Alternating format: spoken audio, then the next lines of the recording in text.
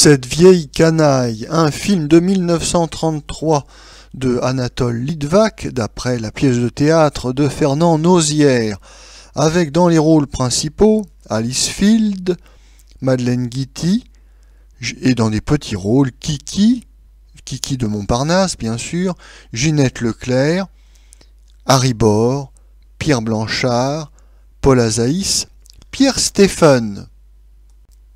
Le sujet. À la suite d'une altercation avec une rivale jalouse de l'amour qu'Alice Field porte à un trapéziste, Pierre Blanchard, la jeune femme se retrouve en prison. Harry Bor, un riche chirurgien, l'en fait sortir et Alice Field se retrouve chez lui tout émerveillée par la richesse de celui qui va bientôt devenir son protecteur. Cependant, un jour, Alice Field retrouve Pierre Blanchard qui la persuade de l'accompagner dans sa vie de nomade. Victime d'un accident de trapèze, Pierre Blanchard va être soigné et sauvé par Harry Bor qui, devant l'amour des jeunes gens, va s'effacer. Notre avis. Notons tout d'abord que ce film a fait l'objet d'une version italienne en 1934, che la vecchia canaglia, réalisé par Braccaglia. Ce film est réalisé par Anatole Litvak qui, comme beaucoup de metteurs en scène juifs, a quitté l'Allemagne nouvelle pour poser ses valises quelques mois en France, à Paris, avant de partir pour Hollywood.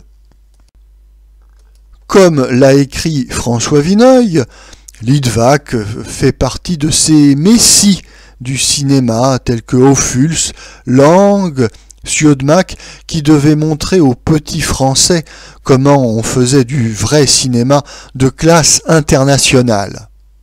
On allait voir ce qu'on allait voir et en réalité on n'a rien vu du tout. Tous ces réalisateurs n'ont pas fait grand-chose de notable durant leur période française. Certainement que leur génie ne pouvait s'épanouir que dans les grandes machineries hollywoodiennes. Bien que le film « Cette vieille canaille » n'ait pas marqué l'histoire du cinéma, bien qu'il s'agisse d'un film assez banal, il mérite cependant qu'on s'y intéresse. L'histoire repose sur un triangle amoureux classique. Nous avons Harry Bor, l'homme d'âge mûr, riche et concupissant. Nous avons Pierre Blanchard, jeune homme viril et séduisant, mais pauvre. Et enfin, nous avons Alice Field, la jeune fille qui hésite entre ces deux tentations.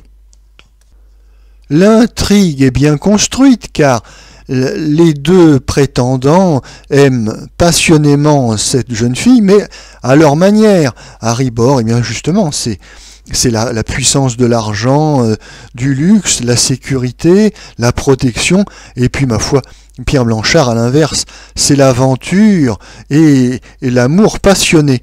Alors canevas classique, mais qui est toujours efficace, aussi bien au cinéma que dans la littérature. Si le dénouement est prévisible, la jeunesse, une fois de plus, l'emportera.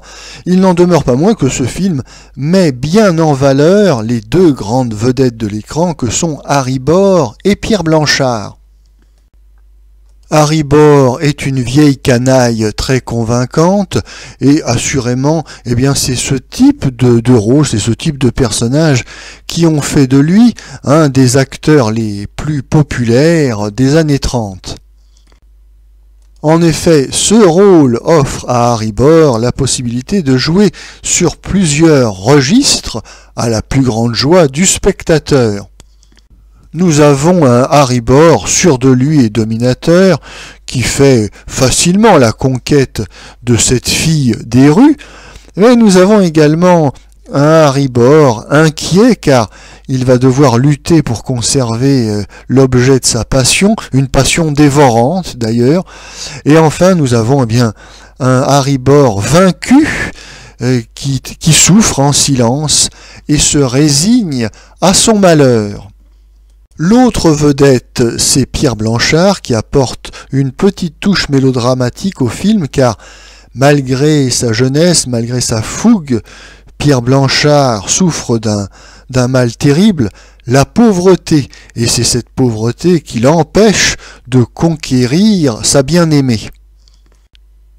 Pierre Blanchard, qui est un acteur assez nerveux, oui, on sent bien qu'il est agité par des forces intérieures, ça se voit dans son jeu. Eh bien, ici, c'est bienvenu, car il exprime parfaitement la frustration qui ronge cet amant malheureux.